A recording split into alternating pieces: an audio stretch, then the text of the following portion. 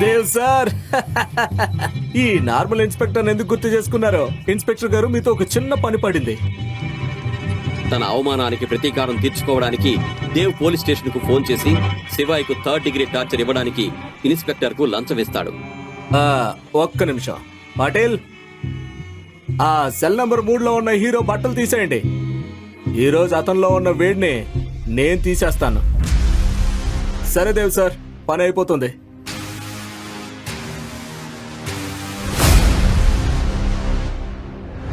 శివాయ్ శివుడి భక్తుడు. జీవితంలో ఏదైనా ఇబ్బంది ఉన్నప్పుడు అతను మహాకాలుని ప్రార్థించేవాడు. ఈ రోజు కూడా అతను ఒక మూలన కళ్ళు మూసుకొని ఓం నమ శివాయ అని జపిస్తున్నప్పుడు ఒక కానిస్టేబుల్ శివాయ్ దగ్గరకు వెళ్ళాడు.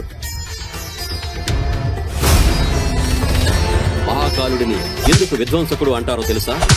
అధర్మం తన హద్దులు దాటినప్పుడు ఆయన తాండవం అన్నిటినీ నాశనం చేసి ఒక కొత్త ప్రారంభాన్ని తెస్తుంది.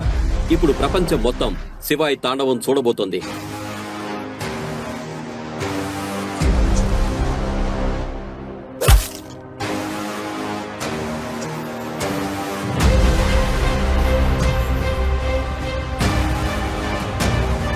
అప్పుడు ఇన్స్పెక్టర్ తో పాటు మరో 2 కానిస్టేబుల్స్ అక్కడికి వచ్చి శివాయ్ను లాఠీలతో కొట్టడం స్టార్ట్ చేశారు.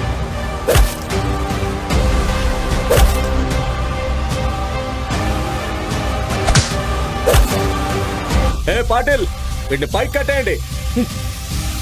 కొద్ది నిమిషాల్లోనే కానిస్టేబుల్స్ అతని చేతులు కాళ్లు కట్టి జైల్లో వేలాడదీశారు. అతని కండలు తిరిగిన శరీరం ఒక జంతువులా ఉంది.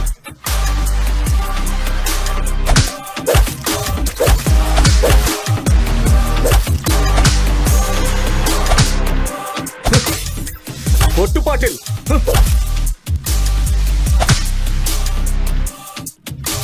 ఆ మసక వెలుగులో శివాయ్ శరీరం నుండి రక్తం కారుతోంది.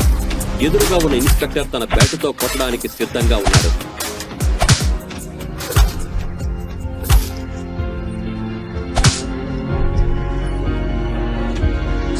కానిస్టేబుల్స్ చర్యలకు శివాయ్ పూర్తిగా సైలెంట్ అయిపోయాడు.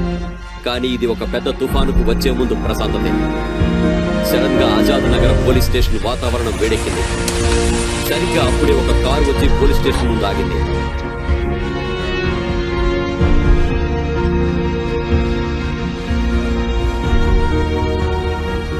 వారిలో ఒక ఆఫీసర్ కెప్టెన్ సర్తాజ్ శివాయ్ను అలా చూసి భయంతో ఇలా అన్నాడు. మీరేం చేశారు? మీకేమైనా పిచ్చా? అతన్ని బయటకు తీసుకురండి. అసలేంటి డ్రామా అంతా? మీరు మా ముందు షో చేయాలనుకుంటున్నారా? శివాయ్ మహేశ్వరి ఎవరో తెలుసా మీకు? 3 ఏళ్ల క్రితం ఈ నగరాన్ని రక్షించిన కమాండర్ అతను. ఒకేసారి 735 మంది ఉగ్రవాదులను చంపిన యోధుడు. అతను ఇండియాలోనే అతిపెద్ద సీక్రెట్ ఏజెన్సీకి అధిపతి. అతను మేజర్ శివాయ్. లిజన్ ఇన్స్పెక్టర్, ఈ విషయం ఎవరికి తెలియకూడదు. ఆ పేరు వినగానే ఇన్స్పెక్టర్ గుండె ఒక్కసారిగా ఆగిపోయింది. హై లెవెల్ ఆఫీసర్ ని రాత్రంతా హింసించాడు. ఇప్పుడు అతను చేసిన దానికి పర్యవసానం ఉంటుంది. ఇన్స్పెక్టర్ తన ఉద్యోగం పోతుందేమోనని భయపడ్డాడు. కొద్దిసేపటికే జైలు తాళం తీశారు. శివాయ్ తాడులు విప్పారు. అతన్ని గౌరవంగా బయటకు తీసుకొచ్చి ఒక కుర్చీలో కూర్చోబెట్టారు.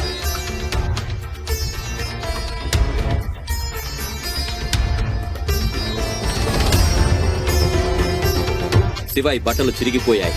అతను తన తల నుండి కాలి వరకు రక్తంతో తడిసిపోయి ఉన్నాడు. 2 కానిస్టేబుల్స్ అతని బాడీని క్లీన్ చేస్తున్నారు. 3 ఏళ్ల తర్వాత కమాండోలందరూ శివాయ్ను ఈ రోజు మొదటిసారి చూస్తున్నారు. సార్, మీరు కనిపించలేదు. ఇక్కడ ఉన్నారని తెలిసిందే. మీరు పరిస్థితిలో ఉన్నారని మాకు నిన్నే తెలిసిందే. అందుకే నేను మిమ్మల్ని తీసుకెళ్ళడానికి మొత్తం బెటాలియన్ తీసుకువచ్చాను. I'm sorry sir, I'm late. లేదు కెప్టెన్, నువ్వు కరెక్ట్ టైంకే వచ్చావు. మనం ఇక్కడ నుంచి స్టార్ట్ అవ్వాలి. నన్ను బజాజ్ మ్యాన్షన్ దగ్గర దింపేయండి.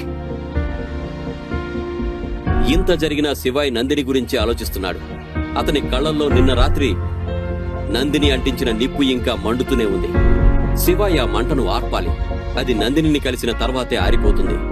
శివాయ్ అందరినీ తిరిగి వెళ్లమని ఆర్డర్ వేశాడు. కమాండోస్ వెనక్కి వెళ్ళండి.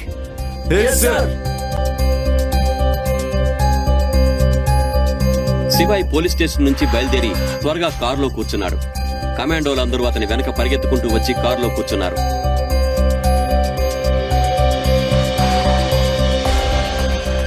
శివాయి పక్కన కూర్చున్న కెప్టెన్ సార్తాజ్ ఇలా అడిగాడు. మేజర్, మీరు రాత్రంతా జైల్లో ఎందుకున్నారు? మీరు మాకెందుకు ఫోన్ చేయలేదు? ఆత్మగౌరవాన్ని ఎలా గౌరవించుకోవాలో ఎలా తెలుస్తుంది సార్తాజ్? ఒక రాత్రి అక్కడ ఉండకపోతే నేను ఈ విషయం నేర్చుకునేవాడిని కాదు. కానీ ఇప్పుడంతా ఓకే. ఆ రాత్రి నాకు మెమరబుల్. అతను నందిని నుంచి ఏం ఎక్స్పెక్ట్ చేయట్లేదు, కానీ ఆమె కటువైన మాటలు తలుచుకోగానే అతని ఒళ్ళు జలధరించింది. నేను మీతో ఒక ఇంపార్టెంట్ విషయం మాట్లాడాలి. మీకు గుర్తుందా మేజర్? 5 ఏళ్ల క్రితం జేఎన్కేలో చట్టవిరుద్ధమైన విషయాలకు సంబంధించి మనం ఒక అగ్రిమెంట్ చేసుకున్నాం. కానీ ఇప్పుడు మనం ఆ మిషన్ ని పూర్తి చేయలేకపోతున్నాం. అక్కడి చట్టవిరుద్ధమైన సంస్థలు అగ్రిమెంట్ ని ఉల్లంఘించాయి. వారు మనపై ఎప్పుడైనా దాడి చేయవచ్చు. మేజర్, మనకి మీ అవసరం ఉంది. ఇప్పుడు మీరు తిరిగి రావాలి. 3 ఏళ్ల క్రితమే నేను ప్రపంచాన్ని వదిలేశాను సార్తాజ్. ఇప్పుడు నేను ఒక కామన్ మ్యాన్ని. ఇంతలో నందిని యష్తో కలిసి పోలీస్ స్టేషన్ కు వెళ్లడానికి ఇంట్లో నుంచి బయటకు వస్తుంది. అప్పుడే ఒక ఎస్యూవీ కారు ఆమె ఇంటి ముందు ఆగింది. కార్ డోర్ తెరుచుకోగానే శివాయి దిగడం చూసిన నందిని యష్ షాక్ అవుతారు. ఆ టైంలో శివాయి కళ్ళల్లో అగ్ని జ్వాలలు మండుతున్నాయి. నువ్వా? నందిని, 12 ఏళ్ల క్రితం సెంట్రల్ స్ట్రీట్ లో జరిగిన సంఘటన నీకు గుర్తులేదా? ఆ కిడ్నాప్, ఆ బర్త్డే నీకేమైనా గుర్తుందా? నీకు పిచ్చి పట్టిందా? ఆ రోజు నీ బ్రెయిన్ కి ఏమైనా దెబ్బ తగిలిందా? అసలు నువ్వెలా బయటకు వచ్చావు? నీకు బెయిల్ ఎవరిప్పించారు అసలు? ఎందుకు, ఏమిటి, ఎలా? ఈ విషయాల గురించి నేను నీతో మాట్లాడాలనుకోవడం లేదు. ఈ జీవితం నాకు పెద్ద పాఠం నేర్పింది నందిని. ఒకవేళ నిన్న నువ్వు నన్ను అలా అవమానించి ఆ విధంగా ప్రవర్తించకపోతే బహుశా నేను ఆత్మగౌరవాన్ని గౌరవించడం నేర్చుకోకపోయేవాడిని. నీకు బాగా పిచ్చి పట్టినట్టుంది. ఈ రోజు నువ్వున్న పరిస్థితి కారణం కేవలం నువ్వే, నేను కాదు. నేనైతే నీకు హెల్ప్ చేసి జైలు నుండి బయటకు తీసుకురావాలనుకున్నాను. స్టూపిడ్.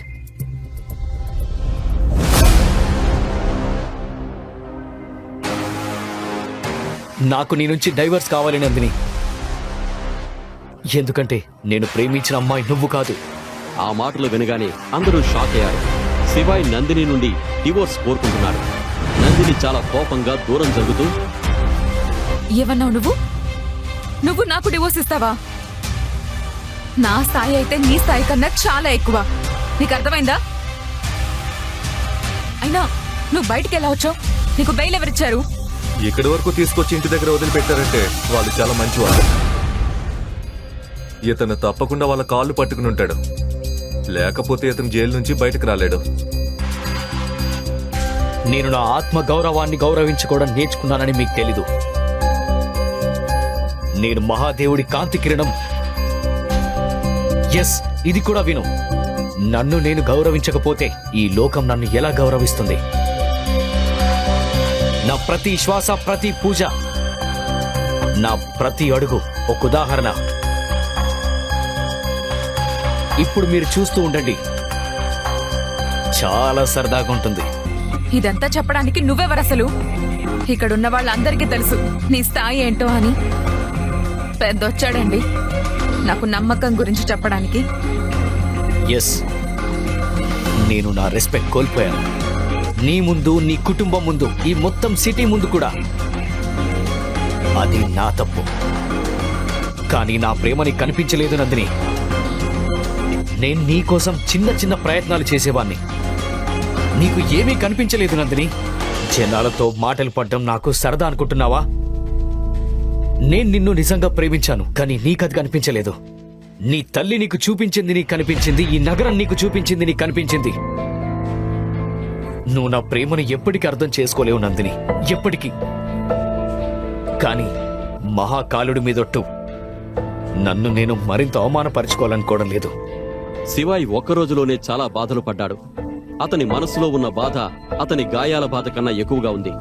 కానీ ఆ సిగ్గులేని మనుషులు అతని పరిస్థితి గురించి ఆలోచించలేదు. నాకు నీ ప్రేమ ఎప్పుడు కూడా అవసరం లేదు. ఫస్ట్ రోజు నుంచే నువ్వంటే నాకు ఇష్టం లేదు. మా తాతయ్య అయితే నీలో ఏం చూసి బలవంతంగా నా పెళ్లి చేస్తారో తెలియడం లేదు. ఏమన్నావు నువ్వు? చిన్న చిన్న ఎఫర్ట్స్ ఏంటవి? నువ్వు నాకు లాస్ట్ టైం ఇచ్చిన గిఫ్ట్ ఒక డూప్లికేట్ ముత్యాల నెక్లెస్. అది డూప్లికేట్. వింటున్నావా? నాకు కేవలం నీ నుంచి విముక్తి కావాలంతే. విముక్తి తప్పకుండా లభిస్తుంది నందిని. ఎందుకంటే నీకు ఈ వ్యక్తి దొరికాడు కాబట్టి. శివ యష్ వైపు వేలు చూపించి నందినితో అన్నాడు, నేనెప్పటికీ ఇవ్వలేనన్ని అతను నీకిస్తాడు. నీకు విషయం చెప్పనా, నేను నీకంటే ఎక్కువ సంతోషంగా దాన్ని చూసుకుంటాను. నీకు తెలుసా, నా స్థాయి చాలా ఎక్కువ. నేను నీలాంటి వాడినైతే కాదు. రేపు నందిని బర్త్డే. చూడు, నందిని కోసం ఒక పెద్ద సర్ప్రైజ్ పార్టీ ఏర్పాటు చేయబోతున్నాను. అది చూసి అందరూ ఆశ్చర్యపోతారు. అప్పుడే ఆ గొడవ మధ్యలో రేఖ కూడా అక్కడికి వచ్చి నందిని చేతులు పట్టుకుని లోపలికి తీసుకువెళ్తుంది. బిచ్చగాళ్లతో నీకేం పని నందిని, పద.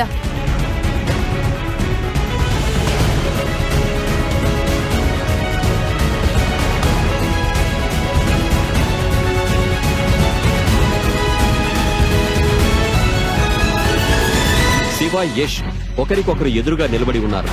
యష్ ఒంటరిగా ఉన్నాడని గ్రహించి కంగారు పడి ఏదో ఆలోచించి నందిని గట్టిగా పిలిచి ఇలా అన్నాడు, సరే నందిని, నేను రేపు వస్తాను.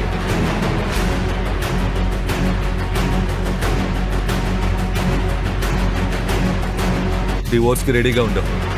ఇంకొకటి, నీ ఆటలో ఓడిపోకో. అతను అక్కడే నిలబడి ఆలోచిస్తున్నాడు. డబ్బుకు నిజంగానే ఒక వ్యక్తిని మార్చేంత శక్తి ఉందా? ఈ రోజుల్లో ఎవరికీ ప్రేమ విలువ తెలీదా? కానీ శివాయ్ ఓడిపోయేవాడు కాదు. అతను ఈ ప్రశ్నలకు సమాధానం కనుక్కుంటాడు. చివరికి శివాయ్ ఒక ప్లేయర్, కానీ ఓడిపోని సాహసికుడు.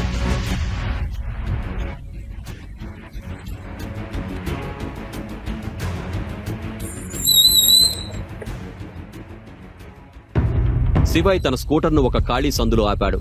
అతను తన స్కూటీ డిక్కీలో నుంచి రూబిక్స్ క్యూబ్ తీసి చల్లని గాలి పీల్చుకుంటూ దాన్ని సాల్వ్ చేయడం స్టార్ట్ చేశాడు.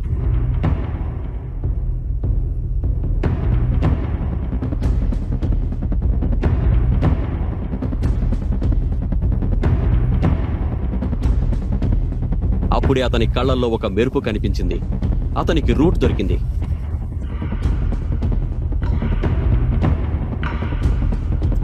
జేబులో నుండి ఫోన్ తీసి ఎవరికో ఫోన్ చేశాడు.